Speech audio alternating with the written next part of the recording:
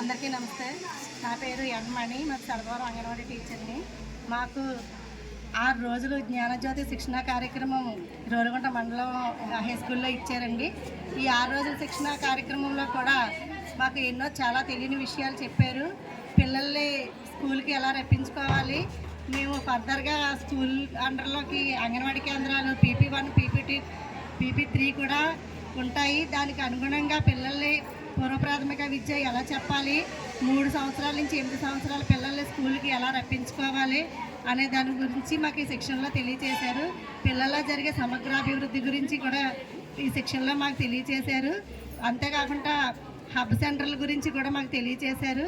Hub సెంటర్ల ద్వారాగా ప్రతి ఊర్లో కూడా అంగన్వాడీ కేంద్రాలు స్కూల్ అండర్లోకి వచ్చి PP1, PP2, PP3గా రూపాంతరం చెందుతాయని చెప్పి దానికి గాను మాకు ఈ శిక్షణ కార్యక్రమంలో పిల్లలు ఎలా నేర్చుకుంటారనే విషయం పైన, పిల్లల్లో జరిగే సమగ్ర అభివృద్ధులపైన మాకు ఎంత చక్కగా వివరంగా ఈ శిక్షణ కార్యక్రమంలో చెప్పడం జరిగింది. ఈ శిక్షణ తీసుకున్న ఈ 6 రోజులు కూడా మేము ఎంత చక్కగా ఈ శిక్షణ అంతా నేర్చుకున్నాము.